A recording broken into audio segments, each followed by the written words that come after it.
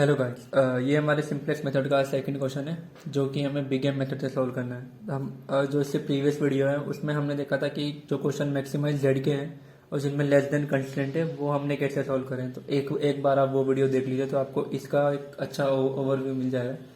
चलिए शुरू करते हैं बिग एम मेथड।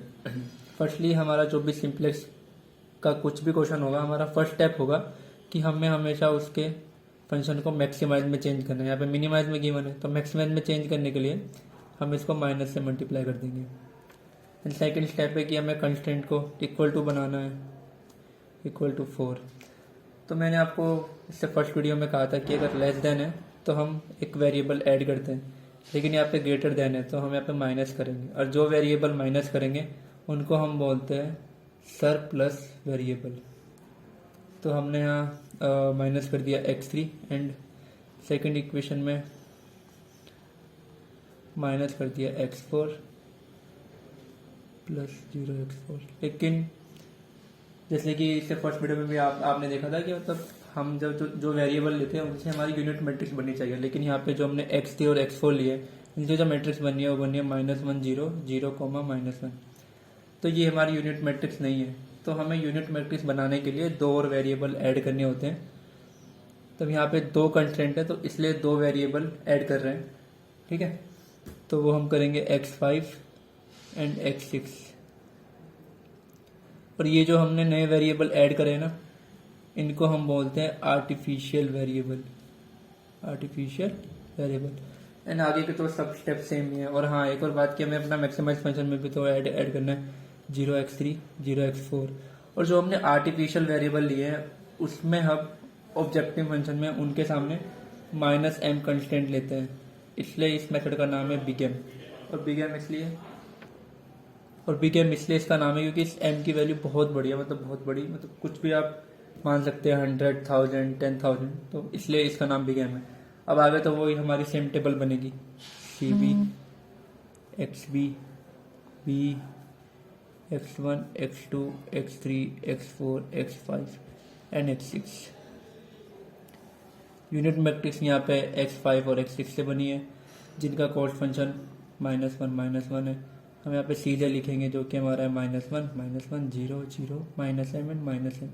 अब यहाँ पे हम सबके कंस्टेंट लिख देंगे 0 1 0 1 7 0 -1 0 1 4 एंड 7 सीधे आ गया। अब हम यहाँ से दर्जे निकाल लेंगे। दर्जे निकालना आपने इससे पहले वीडियो में सीख लिया होगा, लेकिन फिर से मैं आपको बता देता हूँ। -m × 2 -2m -m × 1 -m, इन दोनों को ऐड करेंगे तो आएगा -3m। सेम ऐसे यहाँ पे आएगा -8m m m -m and -m and दर्जे माइनस सीधे यहाँ पे आएगा -3m + 1 -8m + 1 m m 0 and 0। तो जैसे कि मैंने आपको बताया था कि m की वैल्यू बहुत बड़ी है। अब जैसे कि मान लीजिए m 100 तो ये वैल्यू कितनी आएगी -8 × 100 + 1 -799, और ये कितनी आएगी -299। तो यहाँ पे मोस्ट नेगेटिव वैल्यू ये वाली आ रही है। अब हमें देखना है कि एंटरिंग वेरिएबल कहाँ से होगा, मतलब कहाँ से जाएगा वो। तब x5 को हटाएगा या x6 को हटाएगा, ये हम देखते थे मिनिमम रेशो से, आपको याद ही होगा। तो इसका मिनिमम रेशो होगा 4/1 4 7/7 1। तो मिनिमम रेशो ये आ रहा है। तो हमारा की एलिमेंट 7 होगा। अब जैसा कि आपको याद ही है कि हम की एलिमेंट को 1 बनाते हैं, और ये रो 1 कैसे बनेगी अगर हम इस पूरी रो को 1 से डिवाइड कर दें। तो बस हम अगली टेबल बना लेते हैं इसको 1 से डिवाइड करके, x1 x2 x3 x4 x5 x6। अगर आपको कुछ भी डाउट आ रहा हो ना इसमें तो आप नीचे लिख सकते हैं कमेंट सेक्शन में। तो हम x6 से एंटर करें तो इसकी जगह यहाँ पे आ जाएगा x2 और x5। और हाँ, एक और बात, अगर आप अगले टेबल में आएंगे ना तो जो वेरिएबल हटा है, जो आर्टिफिशियल वेरिएबल हटा है, उसकी टेबल बनाने की कोई भी जरूरत नहीं है, वो हट ही जाएगा, ठीक है। तो इसकी कॉल्ड फंक्शन क्या है -m, इसकी क्या है -1, ठीक है। अब इसको 1 बनाना है तो इस पूरी रो को 7 से डिवाइड करना है। तो क्या आएगा 1 1/7 1 0 -1/7 0 and 1/7। Okay, sorry I think मैंने कुछ गड़बड़ करी। हाँ, यहाँ पे ये नीचे नहीं लिखा मैंने एग्जैक्ट। तो ये x1 है, ये x2 है, x3 x4 x5, ठीक है। थोड़ा यहाँ पे सही कर देता हूँ, x2, x3, x4 and x5। Okay, अब सही है, ठीक है। तो ये हमने 1 से डिवाइड कर दी, तो पूरी रो को 7 से डिवाइड कर दिया। अब हमारा अगला काम क्या है कि हमें इसको 0 बनाना है। तो अगर 1 में से मैं 1 को माइनस कर दूं तो 0 आ जाएगा। मतलब मेरे कहने का मतलब है, अगर मैं old line minus new line कर दूं, तो इस पूरी लाइन को इससे माइनस करूँ तो ये 0 आ जाएगा। तो अब हमें माइनस करना है, ठीक है।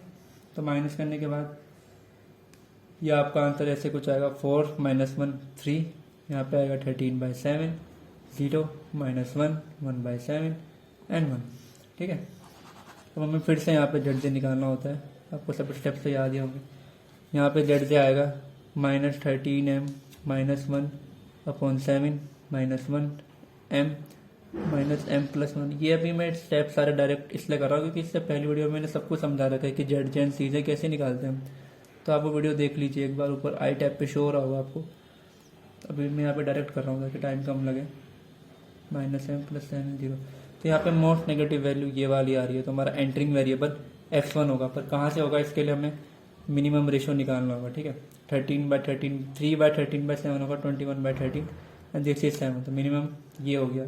तो हमारा काम होता है कि एलिमेंट को 1 बनाना होता है। तो वो कैसे बनेगा, अगर मैं 13/7 की 7/13 से मल्टीप्लाई कराता हूँ तो 1 बन जाएगा। मतलब हमें इस पूरी रो की 7/13 से मल्टीप्लाई करानी होगी। तो वो वैल्यू से क्या आंसर आएगा, वो अगली टेबल में आएगा। तो जब हमने इस फर्स्ट रो की 13/7 से मल्टीप्लाई करी, और हाँ पहली बात की हमें हमारा जो की एलिमेंट है वो बन चुका है। सो अगली रो में जो हमारा की एलिमेंट है जो x5 की जगह आएगा वो आएगा x1, x2 सेम है। इसका कोफिशिएंट -1 है, -1 सीधे फंक्शन लिख लेते हैं, -1 0 0। यहाँ पे मैंने x5 हटा दिया क्योंकि वो अगली टेबल में आर्टिफिशियल वेरिएबल हट जाता है, जैसे कि मैंने आपको पहले बताया था। अब हमें इसको 1 बनाना है, तो इसकी मल्टीप्लाई बाय 7/13 से मल्टीप्लाई करेंगे तो आंसर आएगा 21/13 1 0 -7/13 एंड 1/13। ओके, अब हमारा पहला काम होता है कि एलिमेंट को 1 बनाना है, वो तो हो गया है हमारा। अब इसके नीचे वाले को हमें 0 बनाना है। ये कैसे बनेगा, अगर हम इस ओल्ड लाइन -1/7 करें न्यू लाइन के, ओल्ड लाइन मतलब 1 -1/7 ऑफ न्यू लाइन 21/13। तो ये आंसर कितना आएगा, 10/13। ऐसे आप सब निकाल लीजिएगा, मैं डायरेक्ट लिख रहा हूँ, -2/13। अब अगर मैं यहाँ से जेड जे माइनस सी जे निकालता हूँ तो ये 0 आ जाएगा, ये भी 0 आ जाएगा, ये 6/13 आएगा और ये 1/13। तो यहाँ पे सब Z J minus C J, तो all Z J minus C J greater than equal to 0। तो ये हमारा ऑप्टिमल आंसर आ चुका है, x1 = 21/13 एंड x2 = 10/13। और जो हमारा मिनिमम z की वैल्यू आएगी वो x1 + x2 था, तो 21/13 + 10/13 विच इज 31/13। तो ये हमारा ऑप्टिमल आंसर आ चुका है बिग एम से। तो अब हम वही सेम क्वेश्चन देखने वाले हैं 2 फेज मेथड से, ठीक है। तो पहले जो अभी हमने कराया बिग एम में, तो वो मैंने सेम टू सेम लिख चुका हूँ मैं, ठीक है।